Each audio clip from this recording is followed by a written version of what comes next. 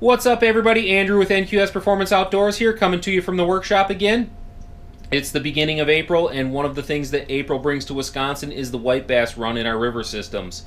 One of the most effective ways to catch those white bass is on a small fly, so I thought what I'd do today is take you over to my fly tying station and just show you exactly how quick and easy it is to tie up those flies yourself and hit the river to catch those white bass.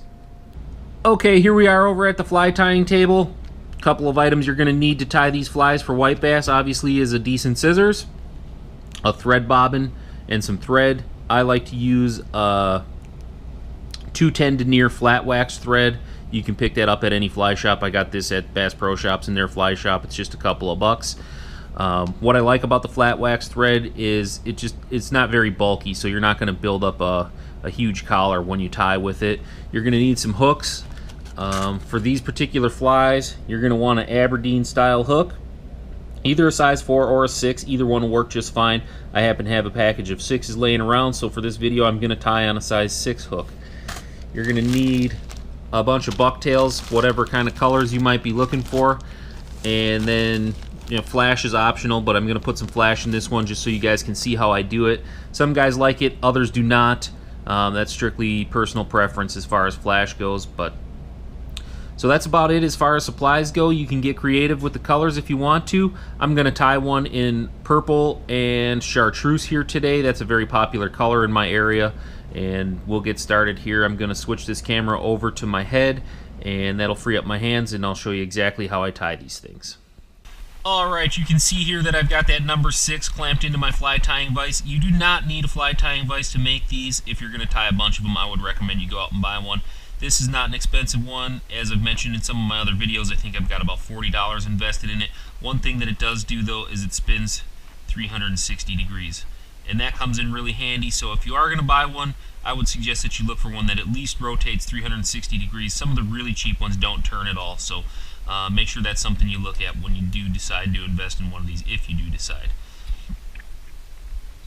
So the first thing we're going to do is I'm going to start by wrapping the hook shank. I'm going to get that nice and tight. Now that I've got the tag in locked in, I can go ahead and trim that off real quick. I'm going to wrap that really tight, and I'm going to go all the way down until I'm about even with the hook point. Guys, this thread is really important on these when you're tying flies on these small diameter hooks. This is going to make sure that your bucktail stays in place and doesn't slide all around the hook shank after you've tied it. So I've gone all the way down to the point, come all the way back up. The first thing I'm going to do for this one is put my flash in. I'll show you how I do that. Like I said, flash is totally optional. Some guys swear by it, some guys couldn't care less if they have it. So again, that's completely up to you. So I've grabbed a couple of pieces of flash. And the way I do this is I try to line it up with the hook shank. I'm going to wrap it nice and loose the first couple of times and make sure I've got it exactly where I want it. Now I can snug that down a little bit, and guys, this part's really key. This is something that I always do whenever I put flash in. I fold it over, and then I finish my wrap down the hook shank until I feel comfortable that it's nice and secure. The reason I fold that over, you guys, is it's going to just make it really difficult for that flash to pull out. Sometimes if you just wrap that flash in there and don't fold it over, you can pull the flash right out of the fly when you're, if you get one that's hooked a little deeper and you're going to go ahead and stick a pliers in there, sometimes the flash will pull out. When you fold it over that way, it's much more difficult to pull it out, almost impossible to pull it out. So for this one, like I said, I'm going to do purple.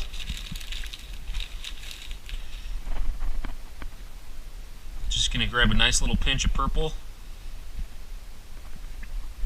Guys, one thing I'll tell you too, whenever I tie bucktails, I try to take my trim from as close to the tail as I can.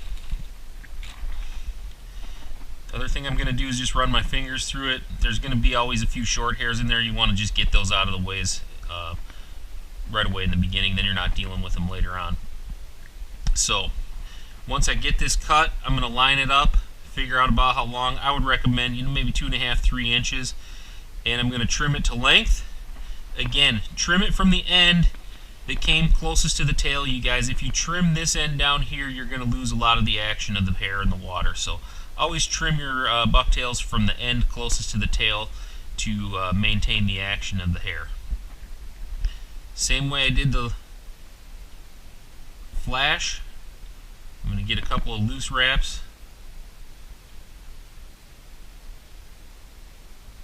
Get it exactly where I want it in there. And now I'm going to tighten it down nice and snug.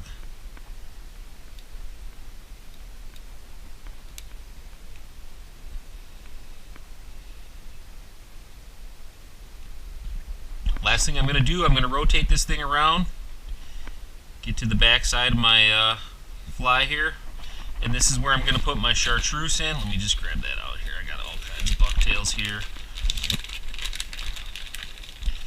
And this is just going to be an accent color, so we don't need quite as big a pinch of bucktail on this one, so we'll just take a little tiny bit here.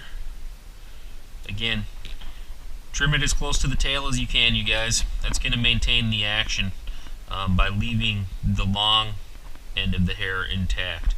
Pull out any short hairs that I have, get it lined up. That looks pretty good there. I like to just trim it off, square it up.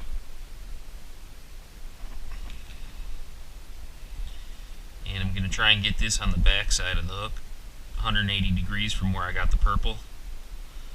And again, a couple of light wraps. Get it set in there just the way you want it. And you can see what happens there. Sometimes it's going to try to rotate around the hook shank on you, so make sure you're not losing your placement. I'll snug that down nice and tight.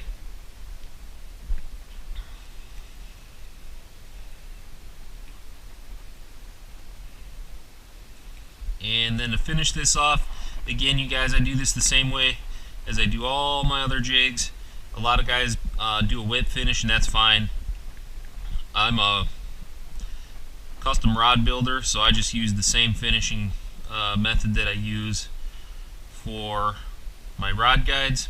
I take a piece of braided line, fold it in half, set it in there, and I'm going to wrap around it 1, 2, 3, 4, 5, 6, 7, 8, 9, 10 times. When I cut this, I'm going to hang on to my tag end, bring it around one more time,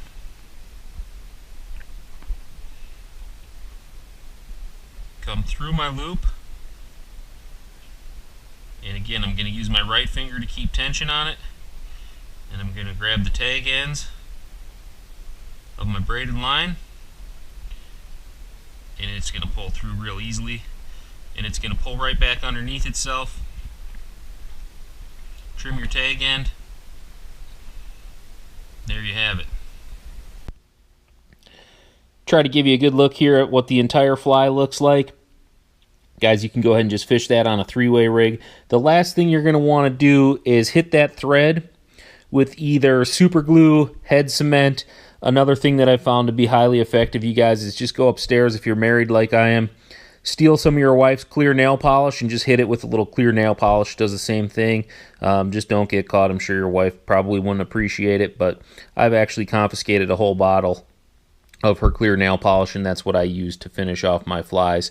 It just adds a little bit of durability to that fly. These are so inexpensive and so effective, though. I don't get too caught up in putting a bunch of head cement or super glue on that thread. I just tie them on and start fishing. All right, you guys, there you have it. Piece of cake. Hopefully you guys saw how easy that is, how quick you can tie those up. They're cost effective, it's efficient. Most importantly, it's highly effective. If you like what you saw here today, hit that thumbs up button, subscribe to the channel. Don't forget to hit the bell button so you get notified when we upload new videos. If you have any questions, leave them in the feedback below. I do my best to answer all those. If there are any videos you're looking for, anything I can do to help you guys out, let me know in the feedback below. I'll do my best to get those videos made as well. Thanks for watching, you guys. We'll see you next time on NQS Performance Outdoors.